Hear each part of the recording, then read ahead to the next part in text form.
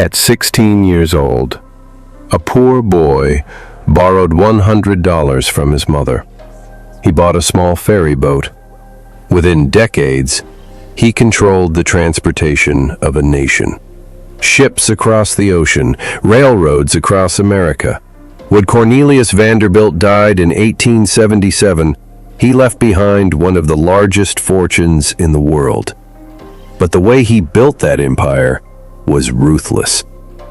Cornelius Vanderbilt was born on May 27, 1794, on Staten Island in New York City. His father was Cornelius Vanderbilt Sr., a farmer and small boat operator who eked out a living ferrying produce and goods across New York Harbor. His mother was Phoebe Hand Vanderbilt, a strict and determined woman who managed the household with iron discipline. The family was not wealthy, far from it. They lived in modest circumstances, descendants of Dutch settlers who had arrived in America generations earlier. Like many children of the time, Vanderbilt had little formal education. He quit school at age 11 to work on the waterfront alongside his father. Instead, his classroom was the bustling harbor of New York. Ships came and went constantly. Passengers moved between islands. Trade flowed through the busy port. Young Vanderbilt watched closely, and he began to understand something important. Transportation meant money. In 1810, at the age of 16, Vanderbilt convinced his mother to lend him $100. With that money, he bought a small sailing boat. He started ferrying passengers and freight between Staten Island and Manhattan. The work was exhausting. Long hours rowing and sailing, unpredictable weather that could turn deadly, dangerous waters filled with currents and storms. But Vanderbilt had an aggressive strategy. If competitors charged $1 for the trip, he charged less, sometimes as low as 18 cents. If they lowered their price, he lowered his even further, even operating at a loss temporarily to drive them out. Passengers flocked to his ferry. Competitors began to lose customers, some forced to sell their boats or quit entirely. By his early 20s, Vanderbilt had expanded his small operation. He owned several boats and had built a reputation as a tough and relentless businessman. The nickname, the Commodore, started as a joke among rival captains mocking his commanding style, but it stuck for life. In 1813, Vanderbilt married his first cousin, Sophia Johnson. Together they would have 13 children, though not all survived to adulthood. Family life was important to Vanderbilt, but business always came first. He was known for his frugality and single-minded focus on profit. As his enterprises grew, his ambition grew even faster. The War of 1812 disrupted shipping, but Vanderbilt adapted, supplying goods and navigating wartime restrictions. After the war, he shifted toward the emerging steamship technology. In 1818, Vanderbilt took an important step. He began working for steamship entrepreneur Thomas Gibbons. At the time, steamships were revolutionizing transportation. Unlike sailboats, they did not rely on wind. They were faster, more reliable, and capable of moving larger numbers of passengers and cargo. While working for Gibbons, Vanderbilt learned every detail of the steamship business: routes, scheduling, competition tactics, profit margins, maintenance of boilers and engines. This experience shaped the rest of his career. He mastered the new technology and spotted its potential for dominance.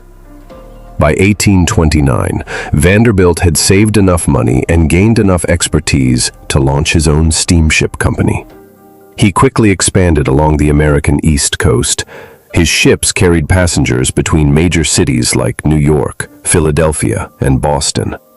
But his real weapon was price competition. If rival companies charged high fares, Vanderbilt slashed his prices dramatically. Sometimes he dropped ticket prices so low that competitors could not survive the losses. Many companies went bankrupt. Others were forced to sell their ships and routes to him at bargain prices. This ruthless strategy allowed Vanderbilt to dominate major shipping routes along the Atlantic coast. Soon he became known far and wide as the Commodore.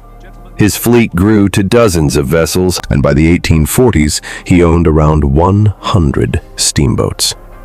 He undercut rivals without mercy, once famously running a competing line out of business by charging almost nothing for passage. Then came the California Gold Rush. Opportunity. In 1848, gold was discovered in California at Sutter's Mill. The California Gold Rush triggered one of the largest migrations in American history. Thousands of people rushed west, hoping to become rich overnight. Travel to California was grueling. Either a dangerous overland trek or a long sea voyage around Cape Horn that could take 6 months or more. Vanderbilt recognized the opportunity immediately.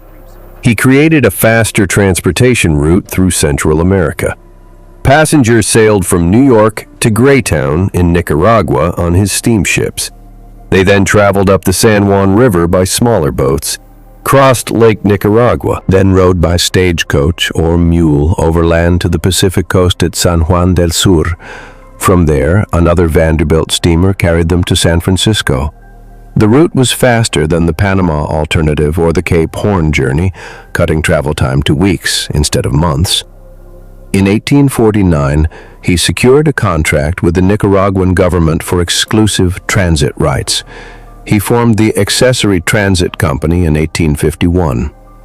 The venture was immensely profitable, charging high fares during the gold fever while keeping costs controlled through his efficient operations. At its peak, thousands of prospectors used his route, generating enormous profits for Vanderbilt. But political instability in Nicaragua, including a brief takeover by filibuster William Walker, disrupted the business. Vanderbilt fought back fiercely, even funding opposition to Walker to restore his control. By the late 1850s, as the route's viability waned with the rise of railroads and other options, Vanderbilt shifted focus. By the 1860s, Vanderbilt made a dramatic shift in strategy. He began investing heavily in railroads. Railroads were transforming America. They connected cities, transported raw materials like coal and iron, and fueled industrial growth across the continent. Vanderbilt saw that controlling rails would be the next frontier after water. He began acquiring major rail lines methodically. These included the New York and Harlem Railroad in the 1850s and 1860s, which he gained control of through stock purchases. Then the Hudson River Railroad. He merged and expanded these lines into a powerful network. In 1867, he consolidated them further, eventually forming the New York Central and Hudson River Railroad. His trains transported coal, steel, passengers, and goods across the Northeast, from New York to Chicago and beyond. The railroad industry was full of powerful financiers. Competition was intense and often cutthroat. One of the most famous conflicts involved the Erie Railroad. In 1866 to 1868, Vanderbilt attempted to gain control of the Erie by quietly buying up shares. But other financiers, Daniel Drew, Jay Gould, and Jim Fisk, fought back viciously. They secretly printed additional shares of stock, known as watering the stock, to dilute Vanderbilt's ownership and inflate the price. Legal battles erupted in courts. Bribery allegations flew. Millions of dollars were lost in the frenzy. Vanderbilt even pursued injunctions and arrests, forcing Gould and Fisk to flee to New Jersey temporarily. The struggle became known as the Erie Railroad War, one of the most notorious episodes of Gilded Age financial warfare. Although Vanderbilt failed to take control of the Erie Railroad, spending millions in the process, with some later returned under pressure, his overall empire remained powerful and growing. By the 1870s, Vanderbilt had become one of the richest men in the world. His railroad network was essential to the American economy. Trains carrying raw materials, goods, and passengers moved constantly along his tracks. Transportation had become the backbone of industrial America, and Vanderbilt controlled a major portion of it. His fortune swelled as railroads boomed after the Civil War. He lived frugally despite his wealth, but invested wisely in his family and legacy. On January 4th, 1877, Cornelius Vanderbilt died in New York City at the age of 82. After months of illness affecting his stomach, intestines, and heart, he passed away in his Manhattan mansion, surrounded by family, with reporters camped outside. At the time of his death, his fortune was estimated at over $100 million. Some sources say $105 million, an extraordinary amount in the 19th century. Adjusted for modern value using inflation and economic share metrics, it equates to tens of billions of dollars today, making him one of the wealthiest individuals in U.S. history relative to the era. Vanderbilt's wealth transformed his family. His son William Henry inherited the bulk and expanded the empire further. His descendants became part of America's elite society. They built grand mansions during the Gilded Age, like the Breakers and Biltmore. They funded Vanderbilt University. But Vanderbilt himself remained known for something else: relentless ambition, ruthless competition, and one simple rule: control transportation, and you control the economy.